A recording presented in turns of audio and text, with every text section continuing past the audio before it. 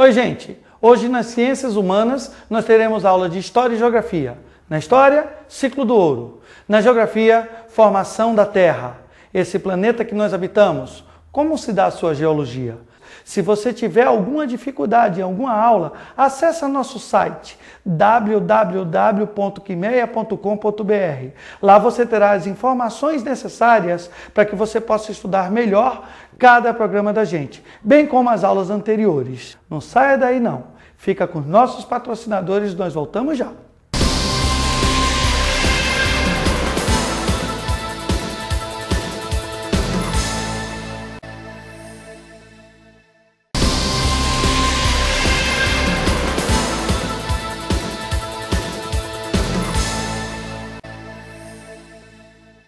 Olá pessoal, eu sou o professor Osmar Negreiros, da disciplina de História, e trarei para vocês hoje uma importante aula sobre o século XVIII no Brasil colonial.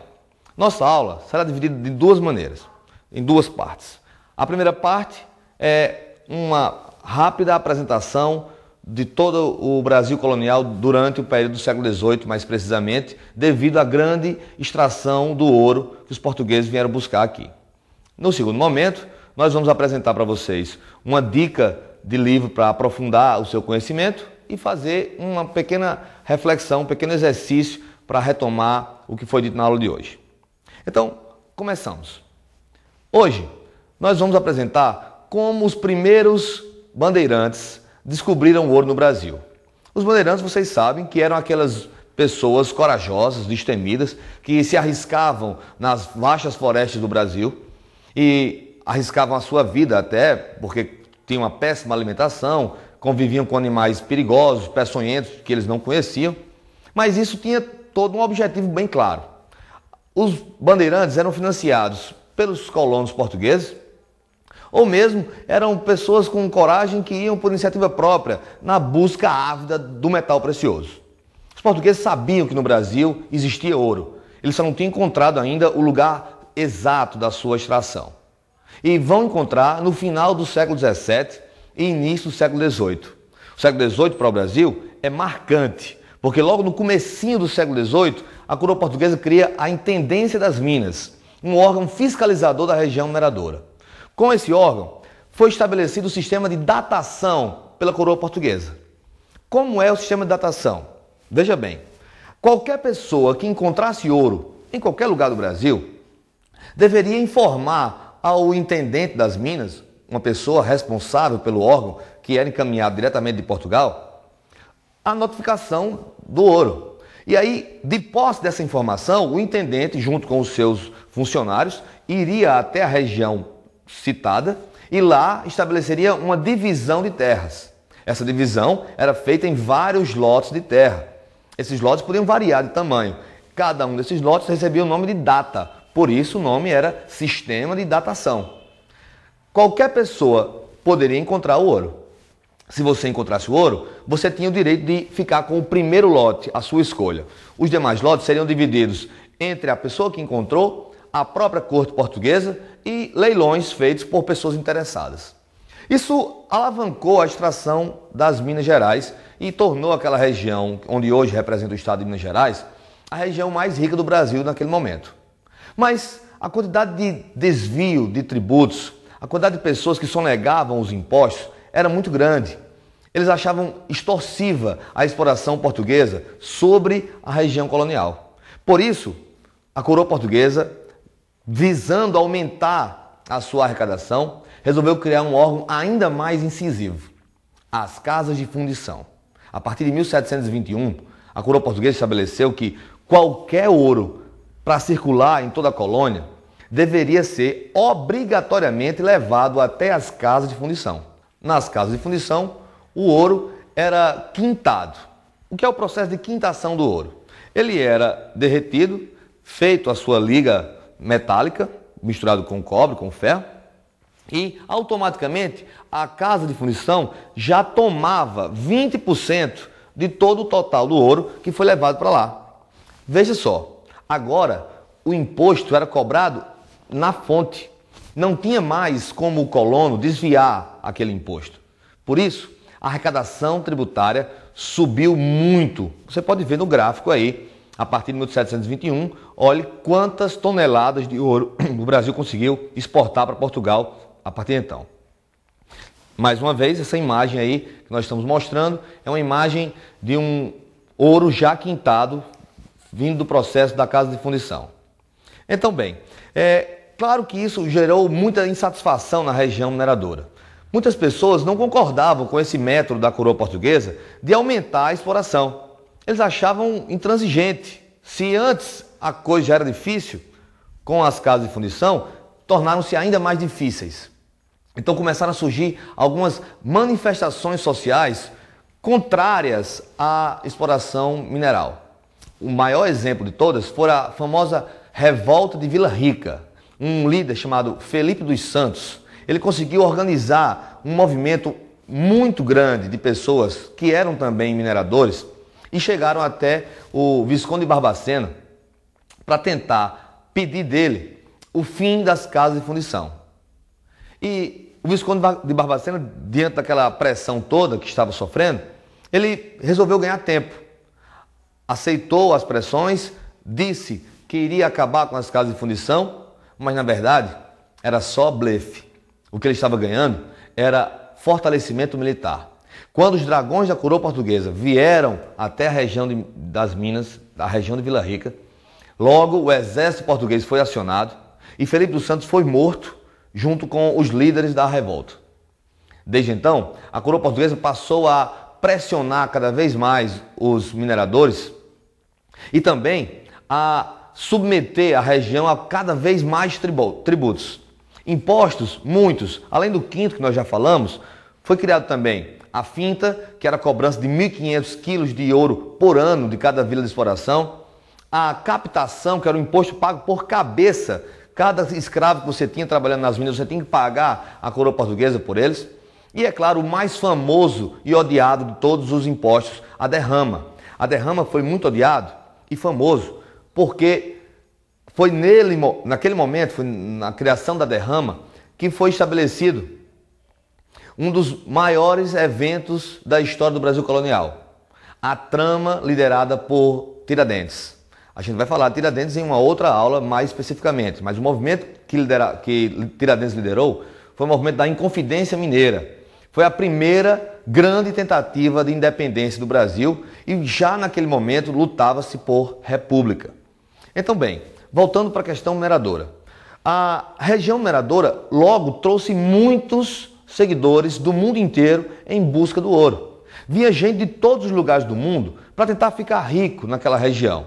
Havia aquele sonho, aquela esperança maior de que qualquer pessoa que pudesse encontrar ouro poderia mudar radicalmente a sua vida.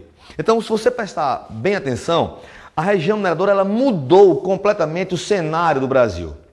Se no século XVI, no século XVII, o Brasil era um país agrário, voltado para o litoral, a exportação da cana-de-açúcar e dos produtos agrários, agora com o século XVIII, o Brasil conseguiu fazer várias cidades no interior da colônia, principalmente na região mineradora. A população cresceu enormemente. Com o crescimento da população e também o crescimento do PIB, cresceram os problemas. Os movimentos sociais na região mineradora foram muitos, embora a gente destaque os mais famosos, já citados aqui na aula de hoje, a Inconfidência Mineira e a Revolta de Vila Rica de Felipe dos Santos, mas haviam outros movimentos cotidianos. Mas não foi só as pessoas comuns, os mineradores, que se atraíram pela região mineradora, não. A Igreja Católica também se atraiu bastante pela região e fundou lá na região de Vila Rica várias igrejas, vários templos católicos. São muitos os templos católicos criados naquela época com o dinheiro que a igreja também arrecadava dos mineradores. É claro que a fé ela esteve associada à exploração mineral. Se você prestar bem atenção, a coroa portuguesa ela vai atuar em conjunto, em paralelo com a Igreja Católica.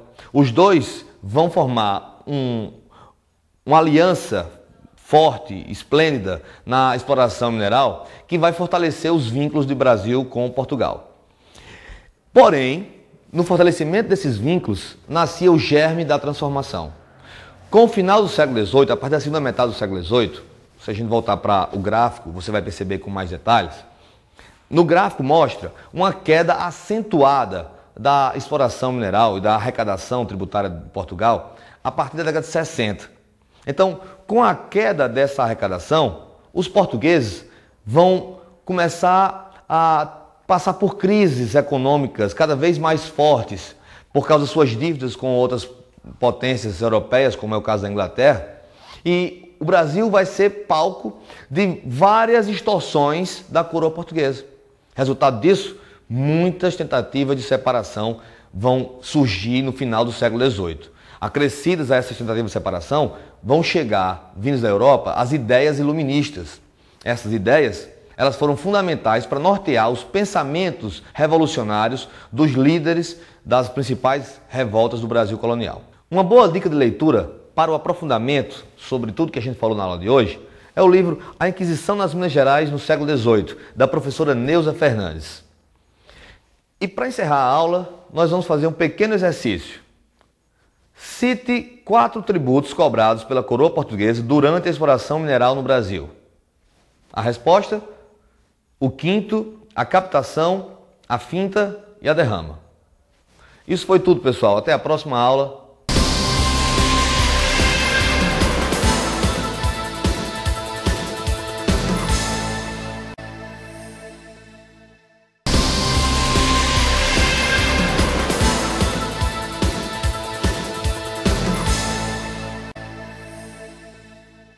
Oi, tudo bom? Meu nome é Ademilson Santa Cruz, eu sou o professor de Geografia de vocês. Hoje nós vamos tentar entender como é que se dá o processo de formação da Terra e as estruturas que a compõem. Bem, de acordo com a tabela de era geológica, nós podemos analisar os períodos, as épocas e os éons nos quais os fatos mais importantes se deram no nosso planeta. Quando nós analisamos essa perspectiva, temos que levar em consideração as características da formação em si do planeta, as suas características de mudanças climáticas, porque essas deram as dimensões dos acontecimentos e fenômenos que formaram a estrutura do nosso planeta. Portanto, a formação do nosso planeta se divide em algumas partes, como, por exemplo, as camadas que constituem a estrutura da Terra, como crosta, manto e núcleo. Esses, por sua vez, também recebem denominações e subdivisões, como vocês podem ver aqui na imagem ao lado. Levando isso em consideração, cada camada dessa possui um papel na formação da estrutura do planeta. De acordo com a interação de vários fatores, nós teremos teorias que mostram a dinâmica da formação do nosso planeta e a dinâmica de cada estrutura que o compõe. Nós temos o movimento terrestre, as características climáticas, as diferenças de temperatura e essas, por sua vez, vão dar origem ao movimento das partes que compõem o planeta. Para que se entenda como é que ocorre a dinâmica dos movimentos terrestres, se faz necessário prestar atenção na teoria de Alfred Wegener. Alfred Wegener iniciou sua teoria no início do século XX, na qual a interação entre os elementos que compõem a Terra, no caso a crosta terrestre, o manto, as diferenças de temperatura, as características climáticas até, formam o movimento do nosso planeta. Temos, enfim, a teoria da deriva continental, que demonstra o movimento das placas que compõem a crosta terrestre, como se cada uma delas fosse um quebra-cabeça ou a peça de um quebra-cabeça que compõe a estrutura do nosso planeta, de acordo com a questão de temperatura e, como vocês podem ver na imagem, a questão das correntes de convecção. Abaixo da crosta terrestre, nós temos fluxos de magma, vulgarmente também conhecido como lava, que fazem com que cada estrutura que compõe a crosta terrestre se movimente para um lado específico.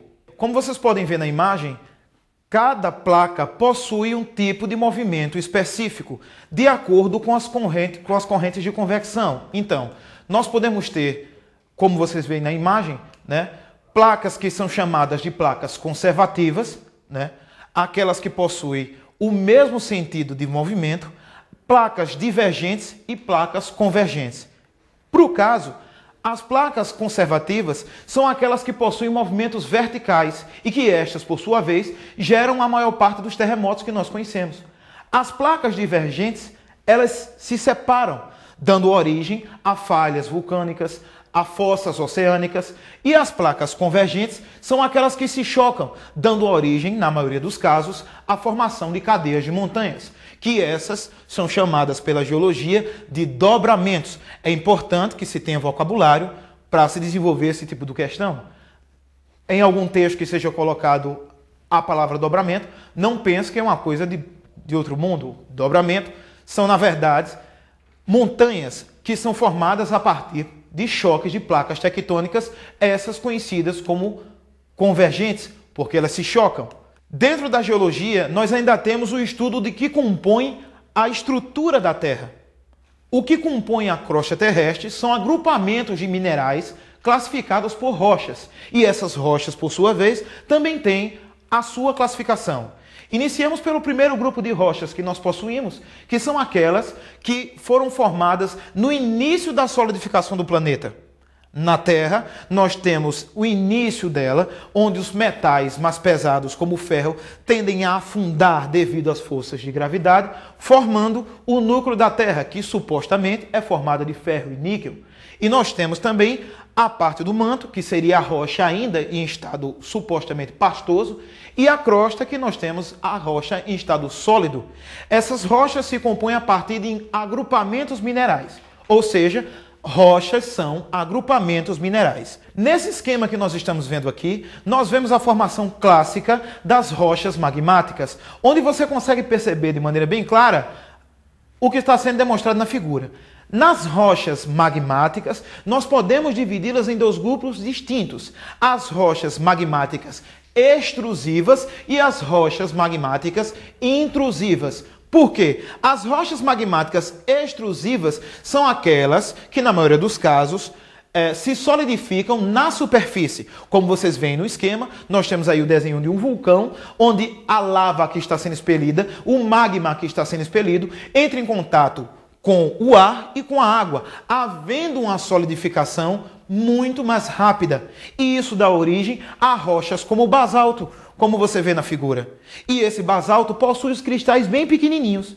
Já no caso das rochas intrusivas, essas, por sua vez, ocorrem o seu resfriamento abaixo da superfície. Então esse resfriamento é muito mais lento, dando origem a cristais maiores, como você vê no exemplo, as rochas intrusivas como um granito, onde você encontra os 3 minerais fundamentais, como quartzo, feldspato e mica, muito bem dispostos na figura. Então essa é a diferença: rocha intrusiva e rocha extrusiva, ambas magmáticas.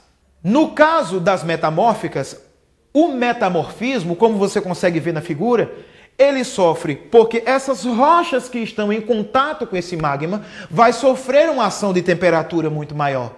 E só pelo simples fato delas estarem abaixo da superfície, a pressão sobre elas é incrível. Esses dois fatores somados é que vão explicar o metamorfismo, mudança de forma, estrutura e de cor das rochas, formando outro material totalmente diferente a partir de uma rocha pré-existente. A respeito da formação dos sedimentos, como nós falamos que o intemperismo gera solo, esse solo vai possuir um comportamento na superfície terrestre. Ele vai estar organizado de maneiras diferentes. E essa organização, essa feição, se dá origem às formas de relevo. Essas formas de relevo são provenientes de duas principais ações, uma externa e outra interna. No que diz respeito à formação ou ação dos aspectos externos, nós vamos ter principalmente a erosão e a sedimentação. E esses dois, na explicação dos tipos de relevo, são fundamentais. Veja um esquema simples. O que é a erosão? A erosão, na verdade, é o desgaste de alguma coisa. No caso dos relevos, é quando nós temos o desgaste natural dessas formas, principalmente através de fenômenos climáticos, como chuva, por exemplo, onde você tem uma montanha e que essa chuva é desgastada constantemente pelos agentes erosivos provenientes da chuva. Esses são chamados de agentes externos, no caso, a ação pluvial, a ação da chuva. Quando nós temos essa formação, isso há um desgaste. E esse desgaste vai ocorrer em uma sequência simples. Se nós temos uma montanha, se nós temos o que é denominado como planalto, e a ação da erosão nesse relevo é maior do que a deposição de sedimentos, que também é proveniente da ação climática, de fenômenos externos, esse relevo vai ser chamado de planalto, quando a ação da erosão é maior do que a ação da sedimentação. Ou seja, o desgaste dessa forma de relevo é maior. Assim, nós temos os planaltos. Quando essa característica se inverte, quando nós temos um aumento da sedimentação em relação à erosão, aí nós teremos as planícies. Ou seja, nas planícies, a deposição de material é bem maior do que a erosão. Essa definição clara nos deixa a última definição de relevo, que são as depressões. E essas depressões é muito simples, cuidado para não se confundir. Por exemplo, toda planície é uma depressão, porque tem que haver a superioridade de sedimentos. A sedimentação tem que ser maior, e os sedimentos dificilmente sobem uma montanha. Então, toda planície é uma depressão. Mas como fazer a diferenciação? É simples. Toda planície existe a ocorrência de rios, a ocorrência de água, mesmo que esse leito de rio esteja seco. Na depressão não há presença de água. É a diferenciação básica. Toda planície é uma depressão, mas nem toda depressão é uma planície, porque em nem toda depressão existe água. Um exemplo de aplicação, para que você possa saber se entendeu a diferenciação entre planalto, planície e depressão, é observando essa imagem. Veja bem, normalmente nós temos a definição de que planaltos são lugares simplesmente altos e planícies são lugares simplesmente planos. Mas veja só, aí na imagem nós temos uma forma de relevo conhecido como chapada ou relevo em forma de mesa, porque nada mais é do que um planalto de topo plano, aplanado. Perceba, nessa imagem você percebe que a erosão é maior do que a sedimentação? Se a erosão é maior do que a sedimentação, então a figura é um planalto. E você vai dizer, ah, mas o topo é plano. Não importa. Se a sedimentação é menor, se a erosão é maior, é um planalto. No caso contrário, como nós já explicamos, é uma planície. A dinâmica da formação dos solos, da profundidade dos solos, depende desses fatores, dos agentes internos de formação do relevo, como é pirogênese e orogênese, dos agentes externos, como a erosão fluvial, a erosão pluvial, no caso dos rios, a erosão marítima, no caso da força das ondas do mar, desgastando a costa. Todos esses fatores delimitam a formação de relevo. E relevo e intemperismo estão diretamente ligados. Quando nós temos a formação de um relevo onde a profundidade do solo é muito pequena, então a tendência é que ou a cobertura de solo original proveniente do intemperismo da rocha matriz, que é supostamente a rocha magmática, a primeira que deu origem à formação do planeta, ou ela foi varrida, ou ela foi erodida, transportada para lugares mais baixos, de acordo com a erosão e a gravidade, né? Ou o intemperismo nessa área é menor. O que acontece é o seguinte, em áreas onde o intemperismo químico, no caso, principalmente a ação da água, é menor, os solos são menos profundos, como você vê no esquema da figura. Em áreas onde o clima é mais úmido, o intemperismo químico, a ação da água, ela é maior. Então a tendência é que, se não houver um transporte dessas partículas, a formação do solo ser mais profunda. Como vocês veem na imagem, a rocha matriz é aquela que dá origem ao solo através do processo de intemperismo, e essas camadas de solo vão surgindo. A partir do momento que essas camadas de solo vão surgindo, novas camadas podem chegar através da erosão e novas também podem surgir através da decomposição de matéria orgânica, como você vê no perfil acima, onde a imagem mostra um solo mais escuro, nós temos a formação e a presença cada vez mais de matéria orgânica.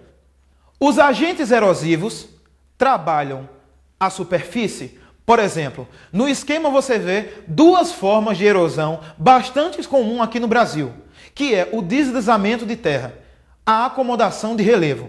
Como vocês veem na figura, nós temos aqui o primeiro exemplo, onde há um deslizamento por simples acomodação, onde você percebe que o terreno vai cedendo em camadas, criando novas áreas de deposição mais abaixo, como também nós podemos ver a erosão superficial, que é aquela erosão comum de encosta, onde nós temos áreas que são desmatadas, não existe a cobertura vegetal para que possa minimizar os aspectos da erosão, porque as raízes prendem o solo e também as folhas minimizam o impacto das gotas de chuva no solo, fazendo com que desagregue cada vez menos material. E você percebe na imagem que há um deslizamento. Esse deslizamento de terra que você vê na imagem forma vossorocas, ravinas. Esse tipo de erosão, de deslizamento de terra, é mais comum em encostas. Nas áreas urbanas, ele ocorre já que nós desmatamos a cobertura vegetal original e temos a urbanização em lugares inadequados, o que faz com que haja naturalmente o deslizamento de terra. O deslizamento é natural e é assim que ocorre a acomodação de relevo.